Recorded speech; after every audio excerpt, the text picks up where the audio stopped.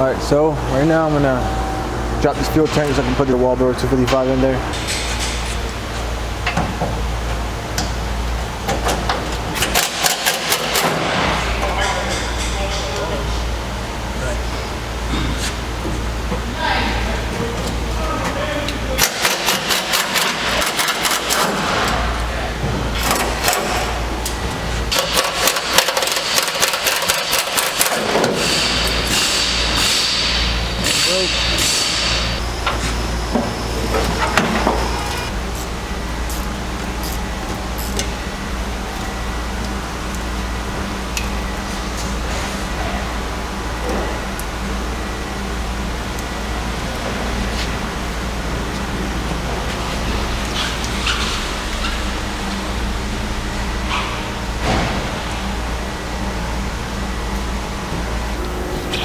And now I have to find a way to get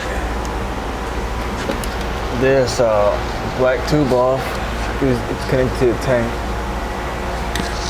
The clamps are facing the opposite way, which doesn't help me. So as soon as I can get the clamps on facing this way, I can take one off, and take this one off and slide it towards the middle, and then it'll slide out.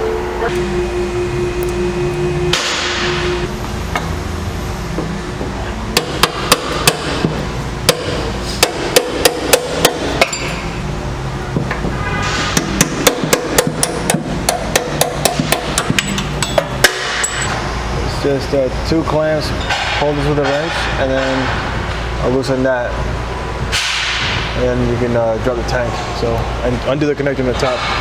You can see how I undid it right there. All right, so what I ended up having to do is remove the line from the fuel filter. As you can see, right up there. There it goes. Should be okay, because it did not want to disconnect from here. So now we can jump the tank and just move this over.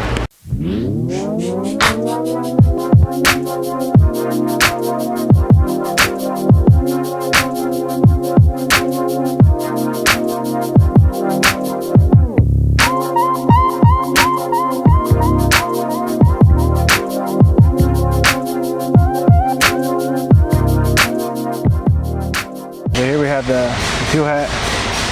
I'm going to take off all these screws, just hoping that they don't break.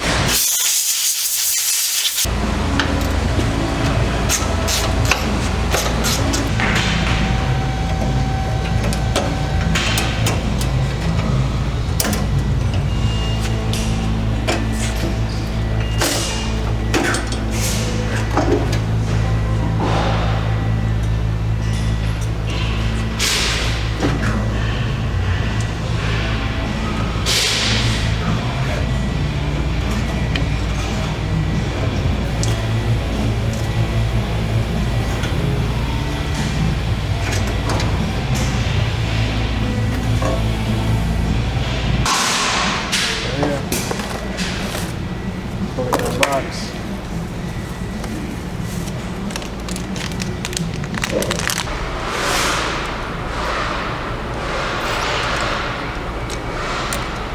Now let's undo this clamp right here.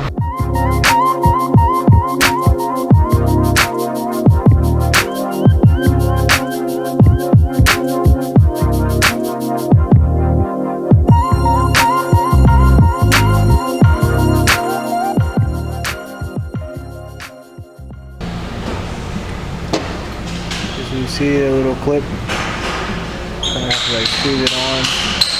It looks like that. Let's hold on.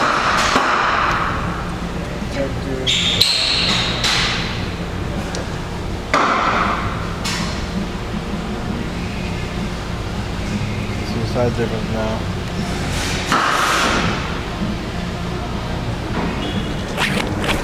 Okay, in order to run this pump, I think I'm gonna have to modify this tube.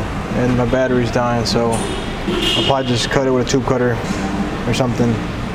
Slide this on, reuse the stock little grommet at the bottom, and then I'll just find a way to connect this to the stock.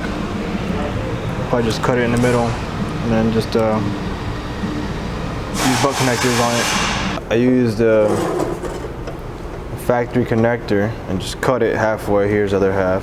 This is what plugs into the factory pump, but I'm not using the factory pump, so I'll just keep that to the side. Strip away some wire. Let's get it enough. Then this one, I don't want it to be too tight, so I'll cut it about right here. This you don't need no more. Same thing.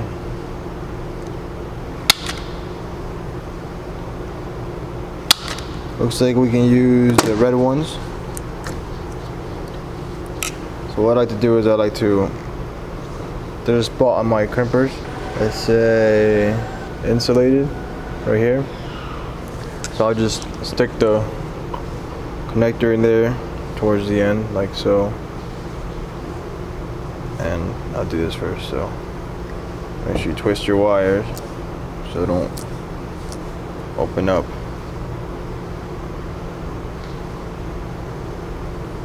Make sure you can see it go in. You don't want to just shove it in there and have some wires get pulled back. Maybe you can tell, but that's in there. Squeeze down.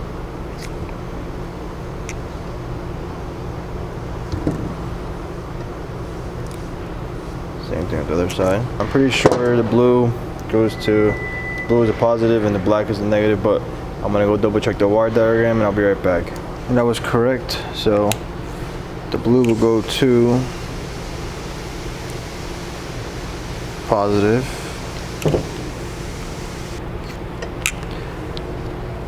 And I'll just heat shrink them. It's fully connected. Now I can just put this back inside. On bolt, there's a 3-bolt flange on this manifold, same thing on the other side, so I'm gonna unbolt it right now. I already took the 2-to-1 down pipe into the cat. You can see the stud snap for the O2 sensor, and yeah, this thing has seen better days. So let's go ahead and take this off, and then I'll do the other side. Yeah. Looks like. There we go. We have access to this side. So I go into a lovely task of removing the crossover pipe. So in order to do that, you have to cut it. And then once you cut it, you can pull the slave cylinder out and drop the transmission. Be careful from your shifter. So I just remove the bolt up from this bracket. And then you just pull it out to the driver's side. Yeah, this was like hitting over on the transmission, so. Alright, so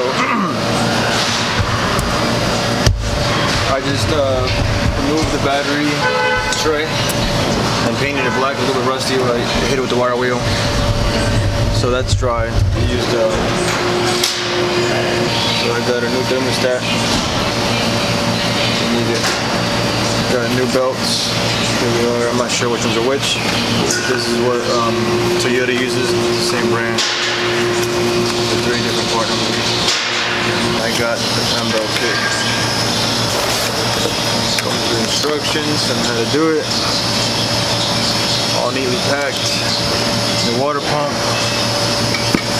This is what the factory uses. This is what Toyota uses. I don't know if you can tell. Let me take it out. But, show you.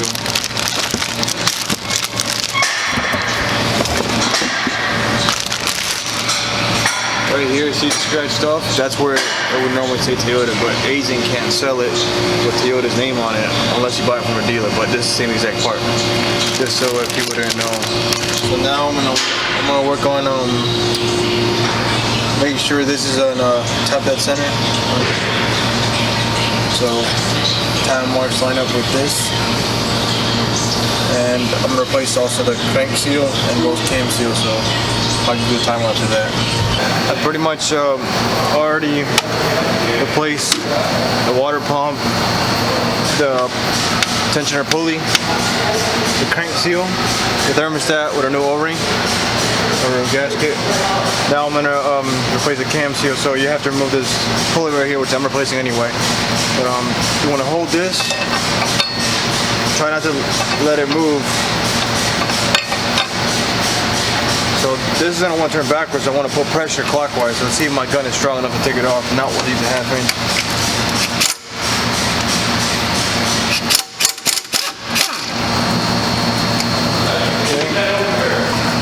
Straight off. This, don't lose orientation. On the driver's side, the lip, I don't know if you guys can see. Focus this thing. The lip faces you. The open side goes towards the engine. On the passenger side, there's a lip on both sides, but I mean, you'll be able to know. The L. The left hand side, which is that side. Same thing with this side. We'll do this and then we'll take off all these 10s and the cam sensor.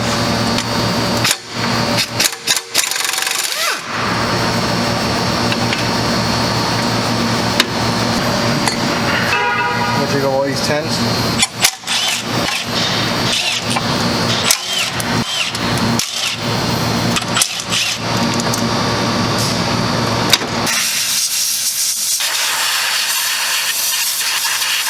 One of these tools is pretty cool. It's a Lyle tool. It's a steel puller.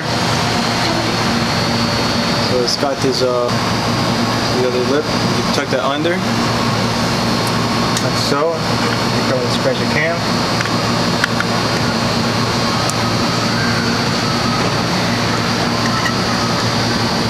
Do it like this. And you slide this over. Put it here. I'll use front on it.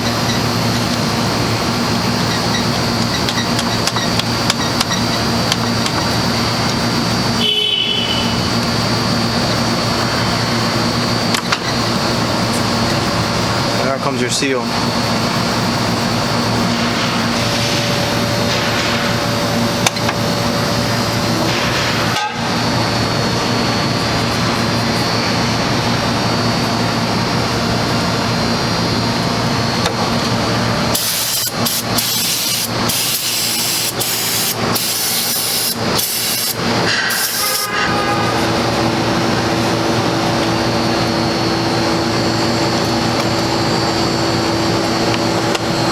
So don't forget.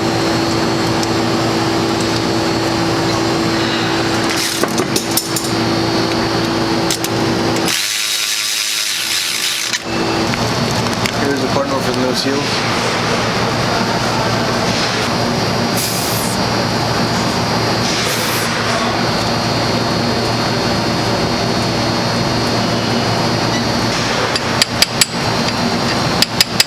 That's one side in.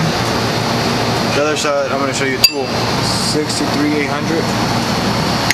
Should fit over like that. So it's got a nut and two different size threads. So you just screw it in like that. So I'm going to take the other seal, a little bit up.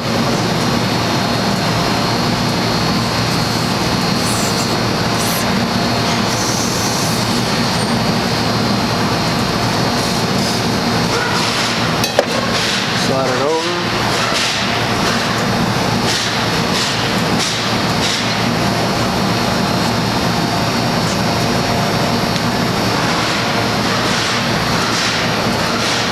I'll take this.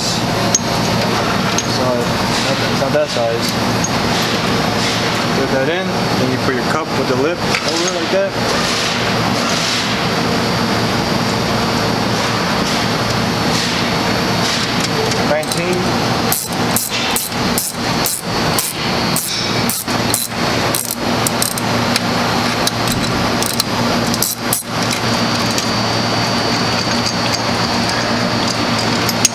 So there's that.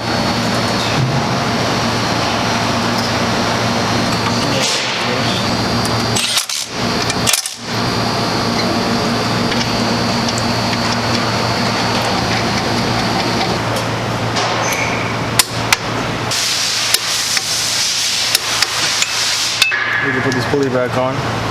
This one we just set at 30 foot-pounds, so not much. Mitsubishi.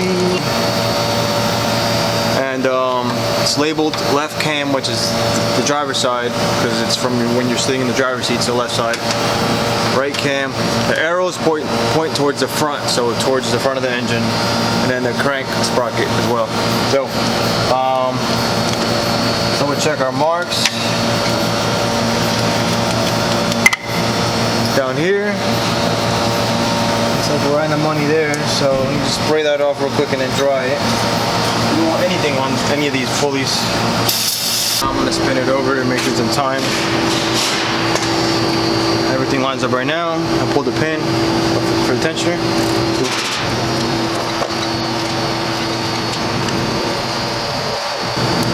Now they're both facing down. Let's do one more revolution.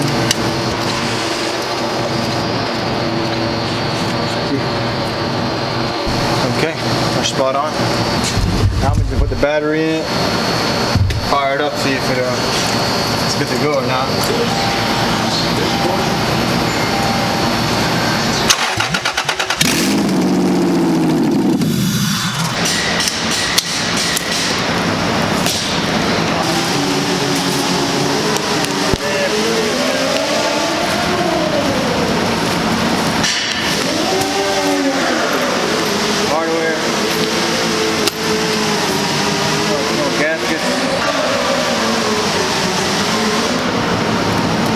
So here's the driver's side.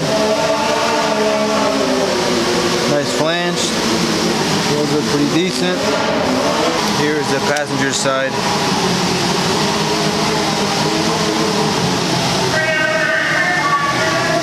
So it's got a support rod for the turbo. It's got a 2-bolt wastegate flange. So I'm not going to use, because I have a different wastegate. I might have to get an adapter with a little support for that as well. Crossover pipe. It's been a couple hours since I think I left you guys, so I put everything back together. What's it called? New belts. Adjusted them all. In the meantime, I might get another upper radiator hose. This one is kind of like swollen in the front right there. But everything's back together. So now I am going to start to take off the passenger side stock exhaust manifold. Go around. This side is a little bit more congested because of all these lines. Right here, I'm going to show you guys what it looks like before I wrap it. As you can see down there, it's touching the AC line, so I'm gonna have to wrap the manifold and then wrap the line as well, because I don't want it to burn through that. And I am gonna keep I'm gonna retain the AC. I'm gonna retain everything. I'm not gonna delete power steering or nothing like that. So everything is gonna work fine. So I'm just showing you before. I have some shorter studs that I had to install, because on the top you can run a longer stud. For example, not longer. On the top you can install the factory size studs. But on the bottom, when I take it off, I can show you that the pipe sits lower on the lower half of the flange. So you're gonna need a shorter stud. So I'll show you which ones I'm using right now. So I'm gonna go ahead and pull this back off. As you can see, the crossover pipe, I have to wrap that as well. But I'm gonna pull this one off, wrap it. I'm gonna wrap the driver's side before I take this one off. So when I put it on, they'll be on for good. Replace the gaskets, obviously. And then I'm gonna put the crossover pipe to make sure it lines up. Just in case if I have to cut it and extend it or whatever, I don't have to pull the wrap back off. So I'm gonna go ahead and take this side off, wrap it, wrap the other side, and I'll be back. So here's the turbo. I ordered this from Maxpeedingrods Garage. These are stainless steel or steel -10 weld-on bungs. I'm gonna have to drop my front diff and so I can get the oil pan off. But before that, I want to prep the turbo for the drain line. That way I can put it on the manifold and then measure the line, the drain line. Here's the kit. came with a straight fitting. Came with a, I guess, a 45 swivel. This one's already put together on a line. So I put one side on so I can put it on the turbo and see how long so I can cut it. It also came with aluminum well-done bump. I don't have an aluminum pan, so I can't use that bump. Came with the drain fittings, an adapter and a gasket.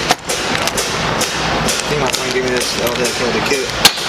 Came with a feed, also feed fitting, and before I go to your block, I had to get an adapter which I got from the Master Car. This is my block. It is a British standard pipe thread fitting. I can't use a regular MTP fitting. 1/8" British standard pipe thread. And this side is female 1/8" national pipe thread. This is NTP to NTP. That'll be screwed on here like so. It came with a feed line. This is around like 41 to 43 inches. I forget the exact measurements, but it's too short for me. So it's got male side and female side. Female side is -4AN. So this will go on the turbo. Not this side, that's the string. And this will go here, but because this line's too short, I had to buy one on Amazon or eBay. With Amazon. Here's a part number. ICT billet. Steel braided. And then the other side, the 90 will go on the turbo itself when I get the fitting for that, which is on order. So here we have the drain. We have the water cooler ports. You can tell because they're identical on both sides. And then I have the oil feed up here, which is it. I don't know if you can tell, but it's got a flared fitting, which means that the male threads that go in there, the fitting has to be female flared. So that's the part I have on order. So this kit is not going to work because this kit comes with this style restrictor, and obviously I can't put that on here. And for the drain, see, it matches up perfectly, but clearly this is too small for drain, so that can't be used. Clearly, the holes don't even match up, so the holes are never going to match up on here. So what I've seen other people do is they take the gasket for the oil feed, line up the hole with that, and then they just make new holes right here. That's what I'm doing now, so I can put the drain on. And this is pipe thread, so I'm going to put Teflon tape on this side. The AN side does not get any kind of thread sealant or thread tape. It out. I'm going to center punch this and drill it out to this bolt size.